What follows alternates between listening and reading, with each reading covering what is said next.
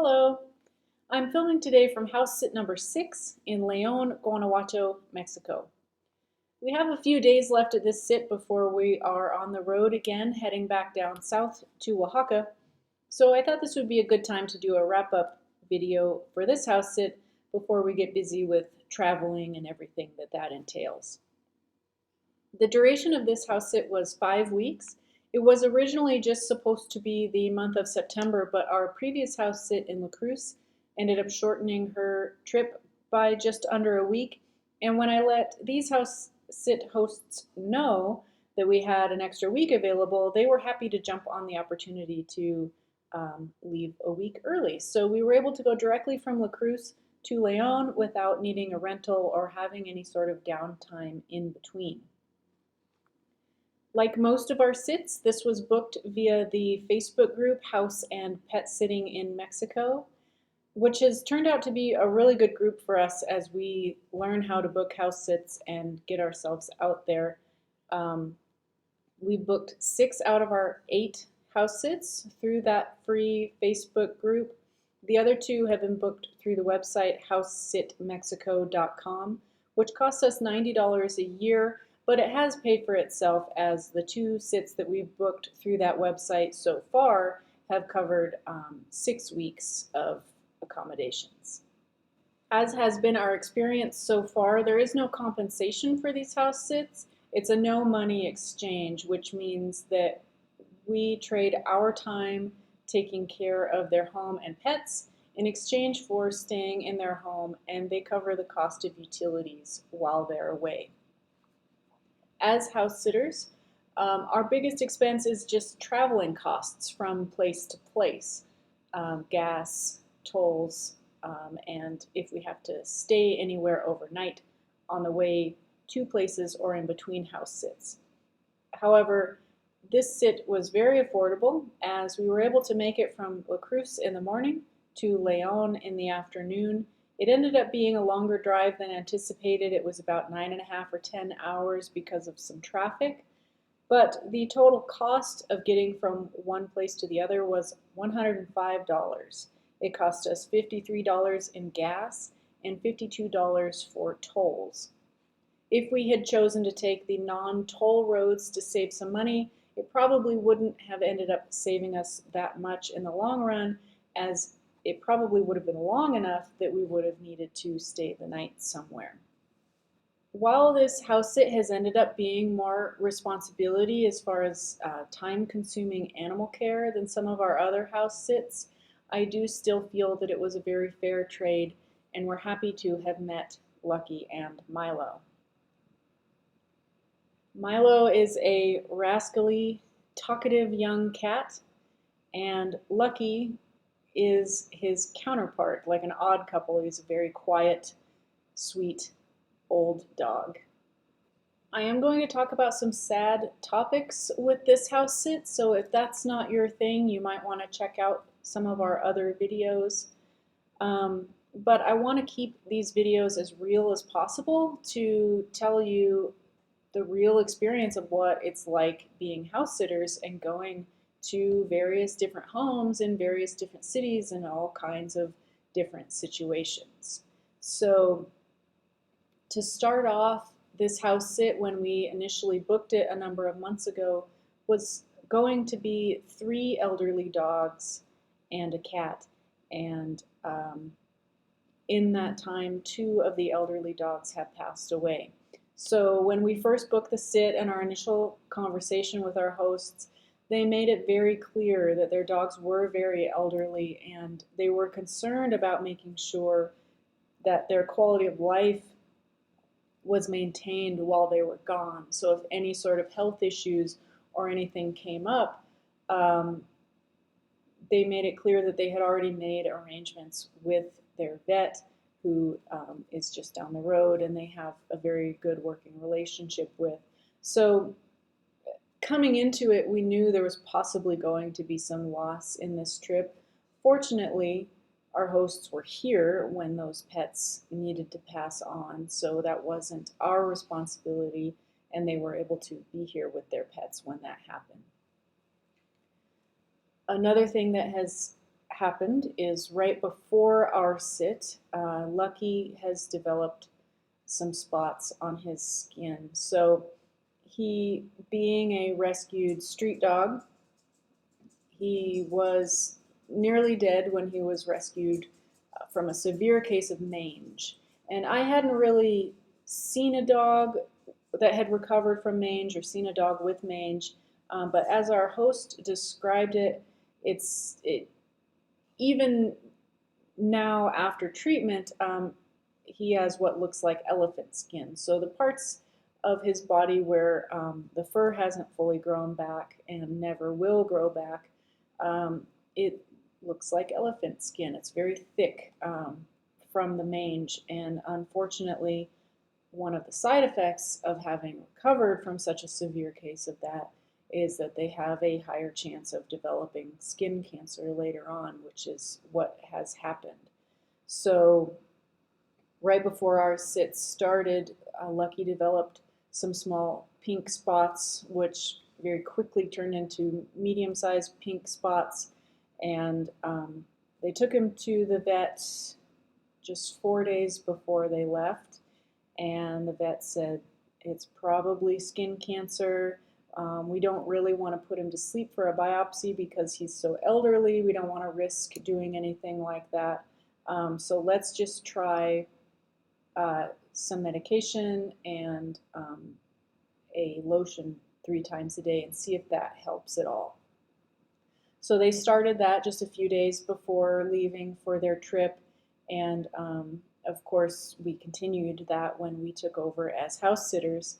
And while the spots didn't grow in circumference, they did grow in thickness. And we were in very close contact with the hosts, of course.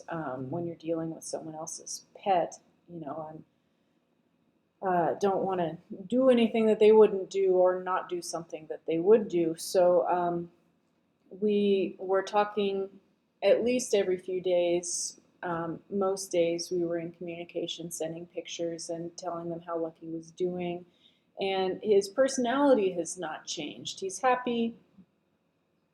He still does tiny old man jumps for joy when we get his leash out. He's happy to go on walks. He loves to eat. He doesn't seem to be in pain. So that was the big thing. But when she sent the picture to the vet of the spots having gotten thicker, the vet said, well, yeah, that's progressing very quickly, so can they please bring him back in?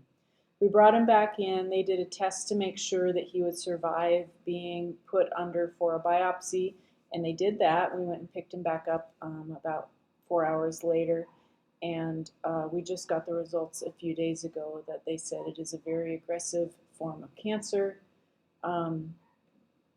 Even if he wasn't as elderly as he is, they said they probably wouldn't recommend treatment just because of the nature of the cancer. I don't have any more details besides that. So this sweet old dog that we are house sitting, we've only known him for a month. We're only his temporary people for 5 weeks. But, you know, we're here while he has this diagnosis, and that's it's hard to process, you know. He's not our dog. We didn't rescue him. We didn't nurse him back to health from mange, and you know we're going to be going off to Oaxaca in less than a week. But it's heavy, you know, and it's not something that we're going to deal with on the majority of our future house sits, I'm sure. But it's something that we're dealing with now, and that Lucky and his people are going to be dealing with in the near future. So Lucky has been given 3 to 12 months, and in talking with his people, they're going to, of course, just spoil the heck out of him and make sure that his quality of life stays comfortable and happy, and they will help him go comfortably when the time comes that he's in pain or no longer comfortable. So the emotional responsibility of this trip has been quite a bit.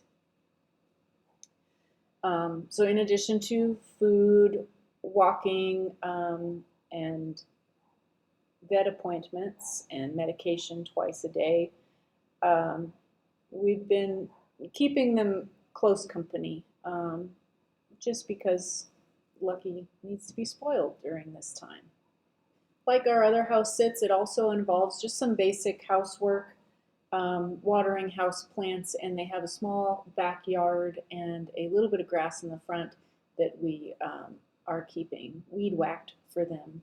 We had two other unexpected responsibilities come up during this house sit. One of them was an ant invasion. So again, just random.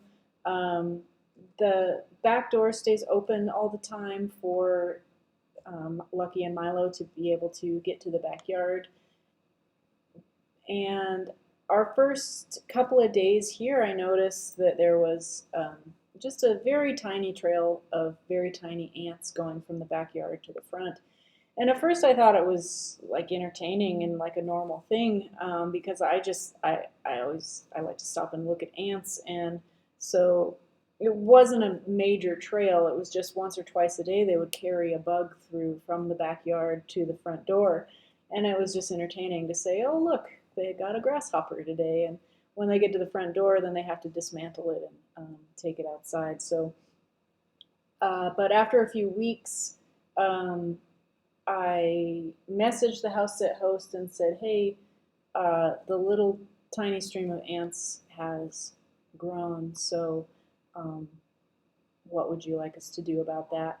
And so we've had to spray with, it's worked very well, 50% solution of vinegar and water, and that stops them from expanding, and so we have successfully vanquished ant invasion. So wish us luck until we leave next week that they don't come back. The other unexpected and emotional and time-consuming thing that came up during this house sit is that Milo, who was previously an indoor and outdoor cat, is now an indoor-only cat because he got lost for about 5 days. And I felt awful. Our hosts are very gracious, and they assured me over and over that Milo is a very adventurous cat. He's gotten lost before. He's only about a year old, but he's already been lost for a couple of days, was found in someone's backyard, and he goes in and out every single day. So Milo had a really interesting, strict routine for a cat. He would meow at the front door at dawn to be let outside. He would go outside and hunt mice, birds, whatever he does in these vacant lots. There's a couple of vacant lots inside the gated community. And so he would go to these lots, and anytime we went outside to walk Lucky or to go outside and get some fresh air or just see where Milo was, he was always in the same empty lot, just hunting through the tall grass and enjoying himself. He would come back about 9:30 for his wet cat food snack, go immediately back outside, and then come inside by about noon, and he would stay inside for the rest of the day. So it was amusing. The first, I think it was 2 weeks, of this cat that just has his own morning routine, and he follows it like clockwork. And then one day he didn't come back at noon. So by that afternoon, evening, we started going out and looking for him. We looked at all the empty lots. We asked the neighbors if they'd seen him. And people had seen him. The people down at the park said that they had seen a white cat, and but we couldn't find him, and we called, and after a few days of us walking around and asking all the neighbors over and over if they've seen the little white cat, and we had a yogurt container that we put some cat food in and shook the food, and just going out multiple times a day to go to all these empty lots and see if we could find Milo. Our hosts made some missing cat posters, so we put those around, And we spoke to one neighbor who connected us to the neighborhood WhatsApp group chat. And so she put a picture of Milo out on the group chat.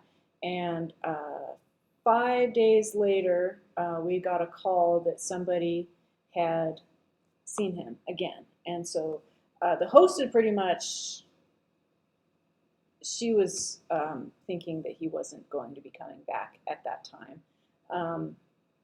But it was 9:30 at night, and somebody said they saw him, and we went out looking for him, and sure enough, he was outside the gates of the gated community. So in talking with the host, we think, she said anything could have happened. He could have gotten scared. He was scared of cars, sometimes scared of people. She said, there's also just maybe somebody chased him. Maybe a dog chased him. There's not loose dogs here, unlike the previous videos where we've talked about all the loose dogs. All the dogs in the neighborhood are walked on leashes. But maybe something scared him. He uncharacteristically got out of the gates, was outside on the main street in one of those empty lots, and somebody had spotted him. And he was terrified when we got him. So it was about 10 o'clock at night when we got him. The security guard from the neighborhood was helping us. He got on his little security motorcycle and his flashlight. And I showed him the text because it was in Spanish. And so he read it, and he was on it. He was going to help us find this cat and get the reward for him. And so when we heard a tiny little meow in this empty lot, and Evan went in, and we only had the security guard had a flashlight, but we only had our phones for lights, and he was just petrified. And he had, sure enough, he'd only spent 2 weeks with us, but he acted like he didn't know who we were. We got him home, and he was starving. He'd been gone for 5 days. And from then on, obviously the host says he's an indoor-only cat now, but he hasn't even tried to get outside. His routine of meowing at the door at dawn does not happen anymore. I don't know what happened, but poor Milo had an experience, and he's pretty happy being an inside cat now. So moving on to some perks of this house sit. Of course, 5 weeks is a good length of time. We were happy with a month, but we're even happier that they extended it to 5 weeks. And we will go directly from this house sit down to Oaxaca.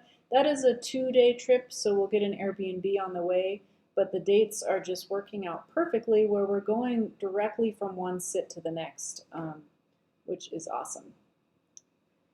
We have enjoyed our time in León. It's a modern city, a fairly new city, although it has a historic section of the city. It's known for leatherworking, so there's a lot of leather goods, leather shoes, all kinds of cool things for sale. They have a beautiful downtown centro area with all the historic churches, all the cool architecture down there.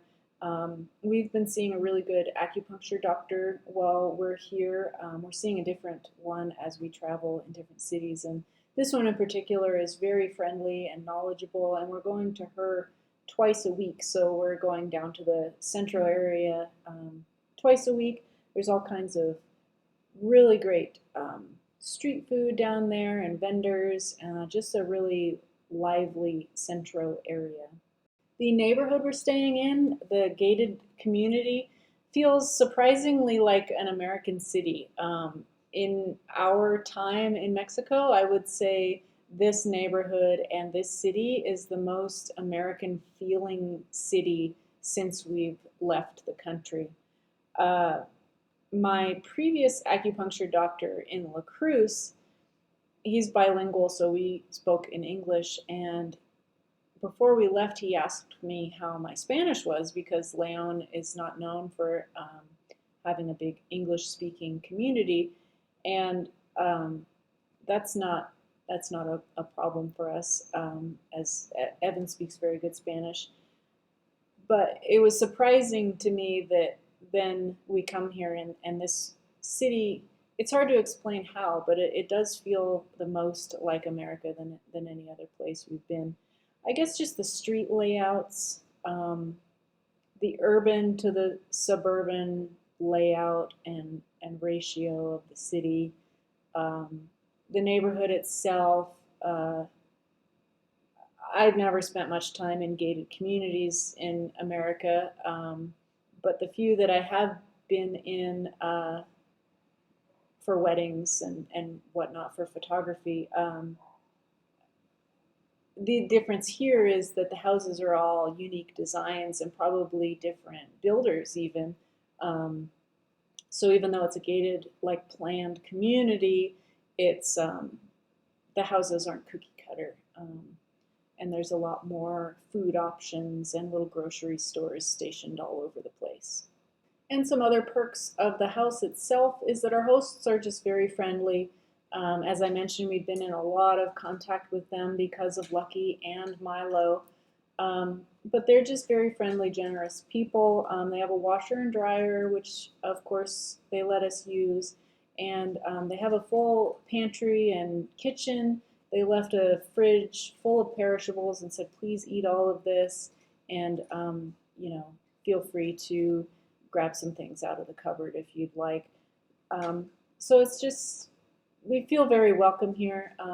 They've been very generous with their home and letting us stay here in exchange for watching their pets. So that's it for house sit number 6. We've really enjoyed our time in León. The weather has been fantastic. Apparently this is a good time of year to be in León. The grass is green, temperature's perfect just about every day. From here, we are heading out next week to go back down to Oaxaca. So feel free to follow along on our Instagram and our Facebook page. I post stories fairly regularly. I write out posts, not too often, but at least a couple a month just to keep people updated with where we are. Feel free to follow along wherever you prefer. If you like to follow stories, if you like to follow photos and written posts, or if you prefer videos, please follow along here. And the next time we see you will be in Oaxaca.